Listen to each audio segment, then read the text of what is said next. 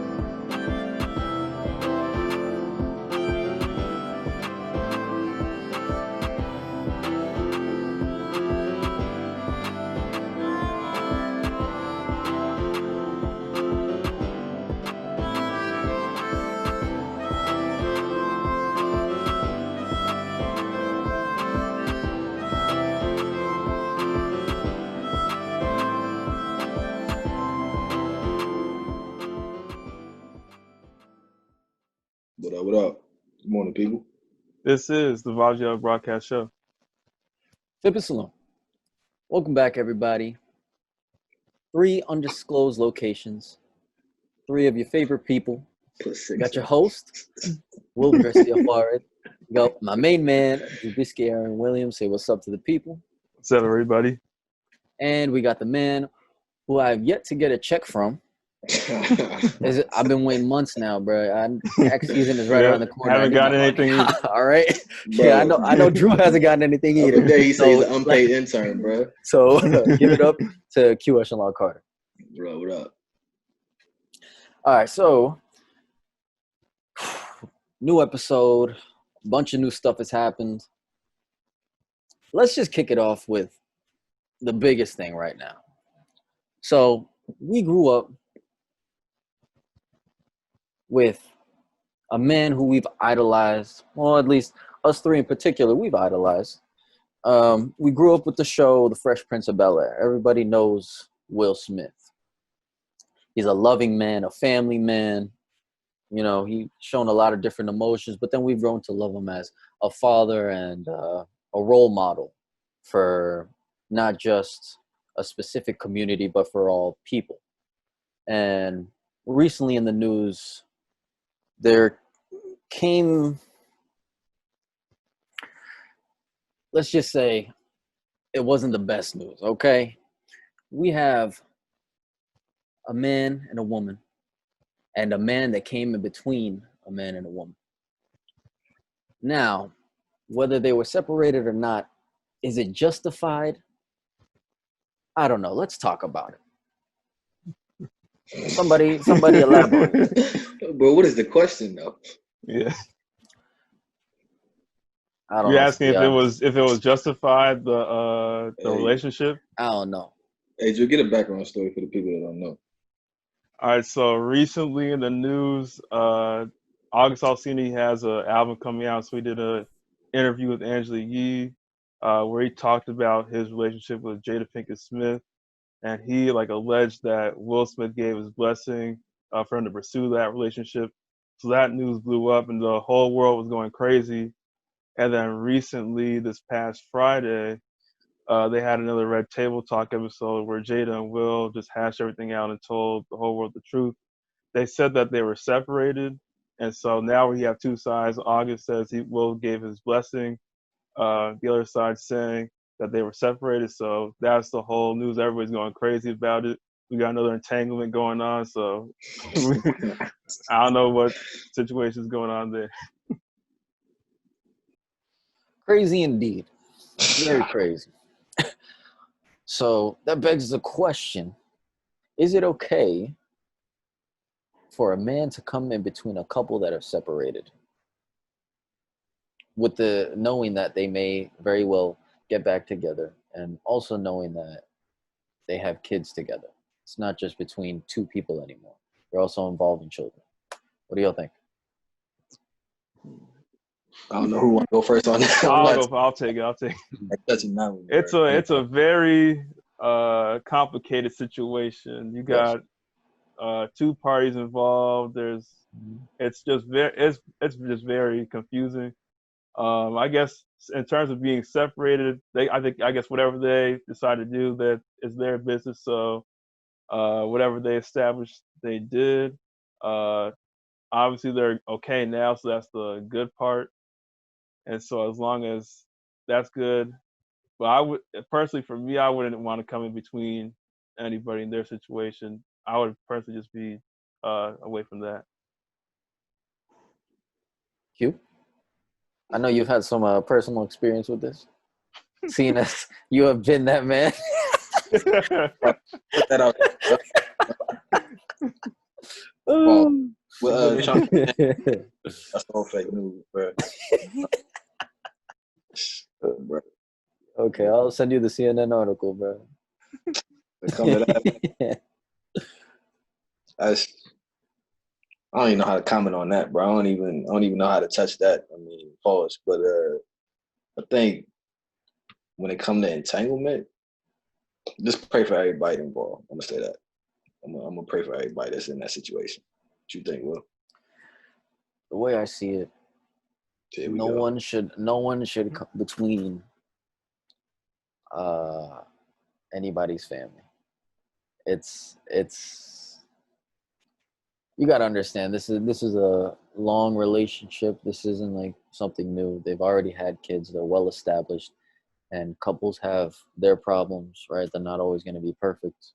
They're going to have their ups and downs. The timing was just perfect that it happened to be a down, but it doesn't give you an excuse to, just come in and intrude when you know that to every downside there's always an upside somewhere. So although things were bad now, at some point they were going to get better, at least a little bit better. And there was always that chance that they could have gotten together because kids were involved. They say that kids bring families together. They bring parents closer and whatnot. So I feel like he was in the wrong for doing that. Now that doesn't mean that people can't have multiple loves in their life, right? I mean, part of a relationship, you have your exes, so like you go through and you fall in love with people and then you grow out of it. But I mean, just because August felt something so strongly for Jada, it doesn't mean that she felt the same way for him. And it doesn't mean that she didn't also have feelings for Will the whole time that she was with August. You can't just move on from somebody that quick. Or I would hope not, especially after what they've been through, because they've been through a lot and they already have a family. Mm-hmm. Yeah, watching the Red Table Talk, they were saying that they were at a point where they thought that they were going to be done, like divorced. They were separated, so they're at a really down time. And so August, he thought that he was getting to like a full deep relationship. Jada just saw it as, oh, it's just this guy right here, just some time to get away. So no, that's true. Yeah, it was a distraction from reality, if you want to put it that way. She just didn't want to come to terms with it, so she distracted herself with something else. We're gonna talk about, you know what, music, bro. Summer Walker just dropped. You know what I mean? It's a lot of people that's coming in music, you know, right now. So what y'all think about the music that's dropping? I think it's pretty good. Listened to Summer Walker yesterday. It's pretty cool. Also Pop Smoke, Juice World, rest in peace. They had some good albums come out. Just overall, it's a good time to be dropping music. Nobody else really has much to do. Those are pretty good. What you listening to, Wilbur? I'm not listening to Juice World. I'm not listening to Pop Smoke. Why not? Not listening to Summer Walker. Not because I don't like them. I just I haven't hopped on that wave yet, I guess. You know, I'm not on the bandwagon. I hear the music. I hear them in the radio. I hear, you know, my friends, they'll be playing their music, but it hasn't hopped onto my playlist just yet. So I haven't hopped on that. I still got to listen to a lot of their discography before I can hop onto their new stuff. So you saying people that listen to them are on bandwagons? No, I'm just saying I'm not one of the crowd yet. You know? Like you're not gonna see me at a concert of theirs just yet because I haven't listened to enough of their music to sing along to it and enjoy it. Yeah, that's what I'm saying. Like, I mean, yeah, if Summer Walker had a concert right now, I mean, if she had a thing, yeah, which would when be it's all clear. Responsible, by the way. Yeah, I was about to say. I was about to get you right now. I was like, you're not going right. We're going right now. I would not buy a ticket. One, because it's very irresponsible and we should be at home and we shouldn't be going to concerts. Yeah, stay home, bro. Stay home. Please stay home. You can watch a virtual concert. Watch a virtual concert. Tory Lanez did that on YouTube. He did a virtual concert. I don't know if y'all saw that, but he did one. And that was a fun. You could have donated money if you wanted to, whatever. Request songs, even. But yeah, so one, I wouldn't buy a ticket because it's irresponsible, and two, I just don't know enough of her music that I wouldn't get the full experience out of it. So, no, bro, she cold, bro. You gotta listen to that. Yeah, no, I know a couple of her songs, but yeah. My favorite song is "Tonight" off her other album. If I'll be honest, man. Hey, you be listening to it in the crib, bro? Little candle. I got a wide flavor. I got a wide flavor. Got the hip hop, got the R&B, pop, anything. They tell them what you was listening to. We had the pre-show meeting that day. We saw your laptop. It was tonight. It was that. It was another one that you guys got me on overtime. Chris Brown. Just can't listen to my music. Just, you guys are flaming me for that, man. Chris Brown's pretty cool. Everybody's pretty cool. I got no problems with it. Yeah, but Q, I know you were bumping Pop Smoke last night. Yeah, I was not bumping Pop Smoke, but I think that was Drew bumping Pop Smoke. I think I get a chance to Drew sent me the album, but I didn't really get a chance to tap in just yet. But Drew, I think you heard it, right? Yeah. What you think about it? I thought it was pretty cool. It's just sad though, seeing how much promise he had. That's like the same with like a lot of the rappers or anybody that dies young. You really see like they have so much potential, and then they haven't really been able to like foster that fully. Yeah. What about the new Juice WRLD? What do you think about that? I listened to that. It was good. It's just kind of sad to hear, especially like in almost every song he's talking about like some type of drug or anything. So you can see that he was really battling it. I think one of the lyrics he said in one song is like, "These drugs are killing me softly, Lauryn Hill." So that's like a reference to like the Fugees in that one song. So you can really just see how drugs have affected him. But overall, it's good. He's another one that had like a lot of problems, very talented, super young, that was like really about to take that next step, but we just didn't get to see it. Yeah, I think that when artists kind of speak of drugs or certain type of energy in their records and they die from that energy, are y'all surprised, or what do y'all think about that music? Well, so like a lot of musicians, their music comes from a place of experience, like where the kind of stuff that they've gone through and the feelings that they've experienced, so they try and express it through their music. So I mean, it's a way of therapy. It's a way of them coming around to it, like accepting it, understanding it, and moving on from it. And so like if they're singing it, oh my God. Sorry, technical difficulties, everybody. It won't happen again. I'm You sorry. should boost him up a Yo, little, bro. I'm about to, bro. We gotta fire the IT team, bro. I'm sorry. Hey, I'm sorry, man. Come on, we got too many hey. mistakes on there. But we're gonna. That's for off camera, but time for look for a new team. All right.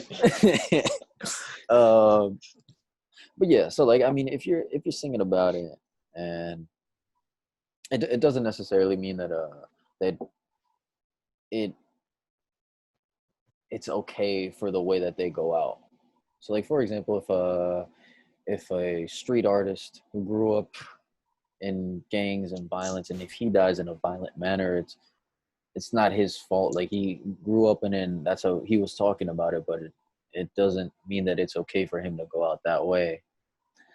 And like it shouldn't be seen as okay. I mean, look at the fact of the matter is a life was lost, and that meant that life was very meaningful to somebody, whether it was a family, a friend, or somebody else.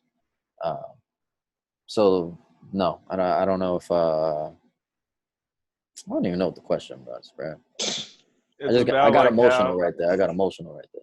how like people like and artists they promote like maybe like it's in their songs they say like stuff about drugs, violence is like you think that has a bad effect, you think they should be doing that. For me personally, it's like it's very hard because in a way they're kind of like going back to our recent episode with Mal. If you guys haven't checked that out, you should check it out. But he was saying how like with even with the industry, you're kind of just you have to follow the contract. You gotta say what sells. And a lot of times, like stuff talking about drugs and gang violence is what sells. And so like you have like this whole audience of young kids or teens that are trying to like listen to new things. And if they hear like their favorite artist say something, they might try whatever they're saying. And that could lead to like a whole downhill effect. And so I feel like we got to be real careful. Like there's another situation, like if you had past experience like Eminem, he might say how he struggled with like pill abuse or drug abuse and how he's trying to change himself from that. I feel like we got to be real careful because a lot of young people are trying to listen to new things and they can be easily influenced. They can get a whole other cycle of like the same exact thing happening. That's true. And And now hold on real quick.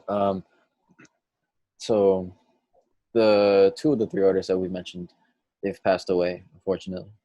But there was a topic that was brought up, and I'm referring to this live and Instagram live with DJ Academics and Takashi 69, and they were talking about about Nipsey Hussle and how the whole time that he was alive, he had a great career. He's made great music, but it wasn't until that he died that he got a Grammy.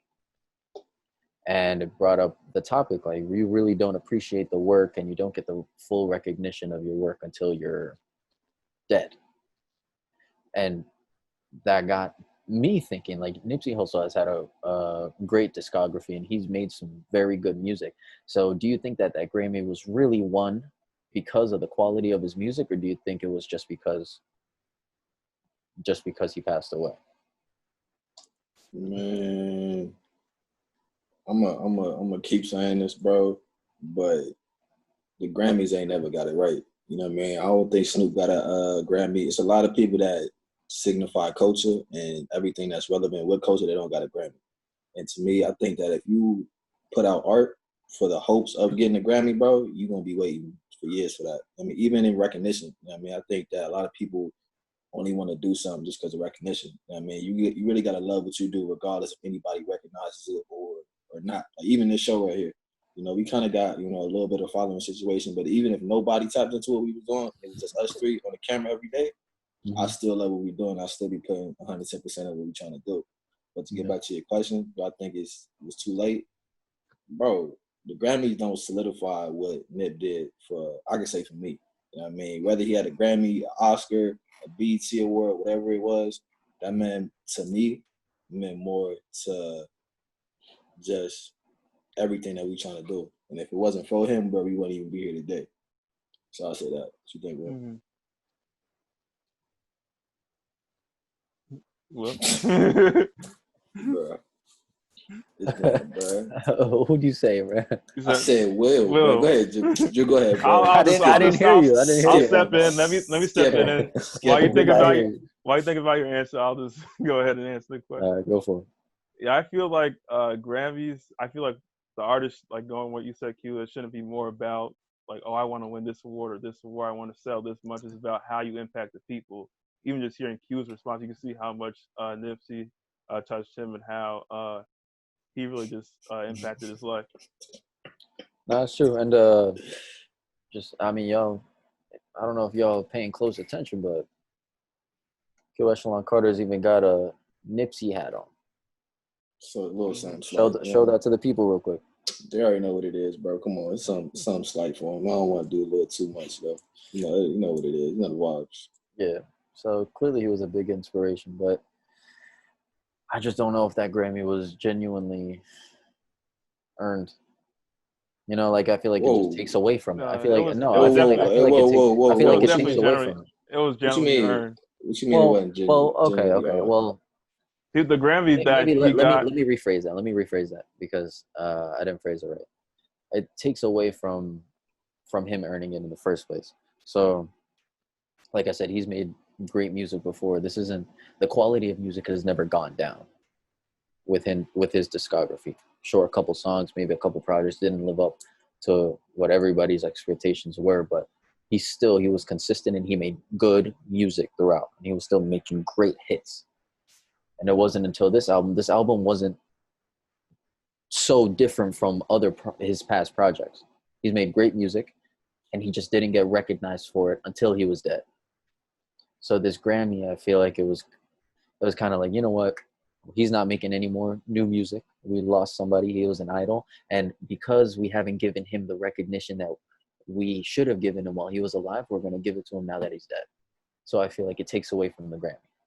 But that's what people do. People, you know, I think when people are like here, they almost kind of intimidated to recognize somebody's energy and what they're trying to do. I mean, they're not afraid to recognize DJ Khaled. Do you see how much music he's made, bro? Quality music, and he made quality music with Nip. Oh, for sure. But I'm not. But that ain't the case for everybody. You know what I mean? 'Cause there's a lot of artists that we gonna have on the platform. A lot of people that I've had contact with, and just people that I think are dope that don't get that recognition that I think they deserve. You feel me? And that's what I want my platform to be, a situation where, people that may not get the look or maybe not get, the Grammy nomination, but I still think talented. You know what I mean? And but to get back to your question, I think that when it comes to like people like Nip, I think he don't play the politics of the game. You know what I mean? Because even if you look at music now, everybody sell everything but music. Mm-hmm. You know what I mean? Everybody sell a T-shirt with it, or they got a gimmick of what they trying to do. Don't nobody just pure music. You know what I mean? And I think that with Nip, it was just about music. And whenever you don't have shenanigans around what you're trying to do, you're gonna be overlooked by people that do just weirdo, corny stuff to get attention. What you think, Drew? Yeah, I feel like now we kind of lost like the art of music itself. Now it's more about how much you sell. Can you sell like a T-shirt instead of just really just the actual music and the quality of it? And can this project, like we said previously in a couple episodes, music nowadays you lose the quality where it's not. If you hear the same song 5 or 10 years ago, it's not gonna have the same impact. So I feel like we need to have more of a focus on the music itself and how it can impact people rather than just, oh, I sold this much or I got this Grammy for that. Gotcha. And how do y'all feel about an artist that's passed away, but their record label or whoever's in charge of their contract and their music releasing an album of theirs 2 years after they've passed away? How do y'all feel about that? I mean, as a fan and as a fan of a artist, you gonna naturally want music. So it's like if you have content out, you know what I mean. I definitely think that as long as there's a marketing scheme around it, I don't think you should just throw it away like just to throw it away. I think Nip got some records. I think he had one with Big Sean that he got laying around too. But if you got records, as a fan, I definitely want to hear it. What's going on with Trump, bro? What's going on with Trump? I think Jabisky sent me an article talking about Trump talking about if you stop testing, you decrease the cases. I don't know what's going on with him. He was like, if you stop the testing and you slow it down, you're not going to get any more cases. What type of sense does that make? My man Trump just be doing stuff, Honestly, man. maybe he should reopen up Trump University and enroll himself. Because I think I think he needs to take a couple philosophy classes. I don't know what he's Something. on. I Pulling don't the know. United States out like the World Health Organization while we're in the middle of a pandemic. If now's the time, we need different opinions and just us as like a country in the world because we're all dealing with this. We need all the help we can get. I don't know what he's thinking. I'm telling you, Drew, run for president, bro. You got my vote, bro. I'm telling you, bro. You the change that the world need, bro. You can be the next Obama. I don't know about that. True. Actually, that's I have a topic I do want to bring up. it's what you just said, and it's a topic I've heard before. It's when you idolize somebody of your race, but it's like, wouldn't you want to be the better president in general, not just comparing yourself to the first black president? Because you said something very important. You said you could be the next Obama. Obama was significant. Yes, he was the first black president. Some will say he was a good president. Some will say he was a bad president. But it doesn't mean that there aren't better presidents that have come before him. Right. So why do you think that we try so hard to compare ourselves to the best people of our race or our gender? Because that's another thing too. It also comes with gender. People say they want to be the best. People say they want to be football players, and they want to be. It used to be O.J. Simpson because he was the greatest black football player, right? That's true. And then he went downhill. That's true. But then you look at Odell Beckham. People say, I want to be the next Odell Beckham, but it doesn't. And then quarterbacks. People say they want to be what's his name, Jackson? Lamar Jackson. Or Lamar like Patrick Jackson. Mahomes. Yes, or Patrick Mahomes. But nobody. I don't see anybody being like, oh, I want to be the next Tom Brady. Like somebody you mean like in terms of like someone from like the same race? Yeah. Oh, I see what you mean. Yeah. So I wonder why we do that. I don't know why we limit ourselves to just that. Why we limit ourselves to what we're so comfortable with. We should be the top of whatever we're trying to achieve, right?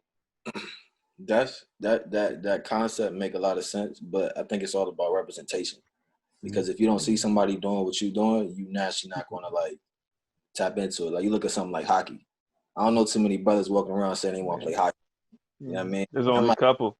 You know what I mean? And I don't want to disrespect hockey. Wayne Gretzky? I don't know if he was black or not, but if he's not black. Is he not? He's not. Oh, I thought he was. Well. But it's just like, it's all about representation. You know what I mean? If you don't see somebody that look like you or move like you or kind of like had the same thought process as you, you're not going to tap into that sport. You know what I mean? Or you I'm like polo. I don't know too many brothers talking about something trying to play polo. But like you see Brian, you see MJ, you see Kobe, somebody from the block, you're going to be like, you know what? I think I could do that. You know what I mean? Even look at like even you will. Like, I don't know if you would say you want to do hip hop because you may not see a lot of people that look like you in hip hop. That ain't saying that you can't do hip hop. But it's just saying that you may want to do something else that you're naturally kind of, or you see representation in. I'm not saying that's a bad thing. What y'all think about that?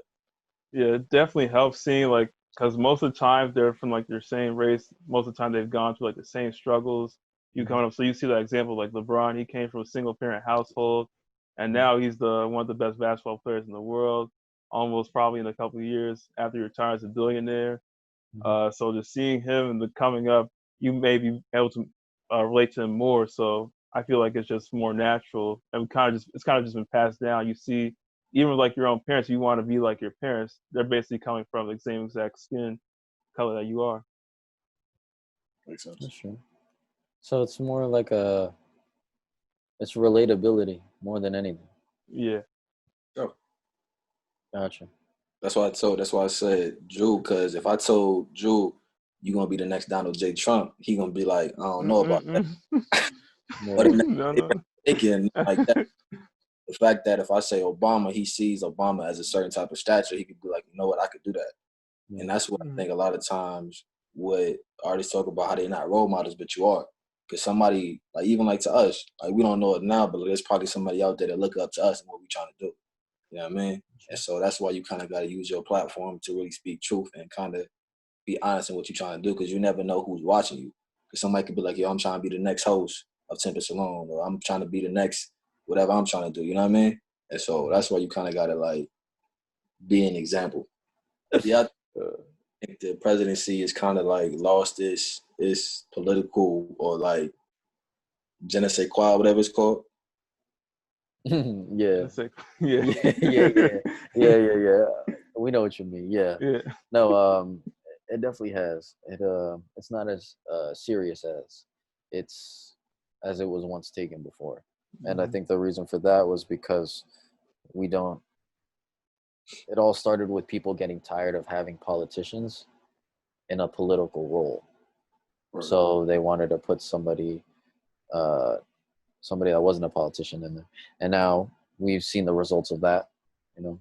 And now I don't know what's going to happen. I don't know if people are going to want another politician back in to replace the person who wasn't, or if they want to give this man a second chance, let him go for a second term, and maybe in 4 years he'll fix a couple of the mistakes that he's made, of the many that he's caused so far. I don't know. I don't know who's going to be elected. I don't know how people are going to vote. I don't know how good these options are looking right now, but it's definitely going to be interesting. Mm-hmm. Yeah, I feel like now people just want to get Trump out of office. A lot of people don't really like Biden, but they would take him over Trump. That's what most people would probably do. So it kind of just shows just how bad it's been, like the past couple of years with the presidency, how a lot of people just really just want just him out of office. He hasn't really done much to really help this country. So everybody just wants him out of office. So that's not, you want to have a person that you really believe in, not just someone you can settle with and say, oh, I just want this person now, so I'm just going to vote for him. You really want someone that you really want to put your faith in and say, this is my president of the United States. I want him to do this job. I want him to really just take over the country and really help it become a better place. And if you guys had the chance right now, would you replace Donald Trump with Hillary Clinton or no? Yes. No questions. I mean, I defer to Drew when it comes to stuff like this, because I'm not the most political knowledgeable about policy and all that. So, like, if it's a situation where, my thing is this, whoever got solutions to systemic racism, police brutality, all the situations that affect, you know, not just Black people, but people in general, if you got solutions to that, you got my vote. So if Drew say that, you know, Hillary Clinton's the best person for that, I'm going to look into her policy. And if I see solutions, not just legislation, but actual solutions, meaning that we're going to do this on this day to get this result, then I guess you got to respect that.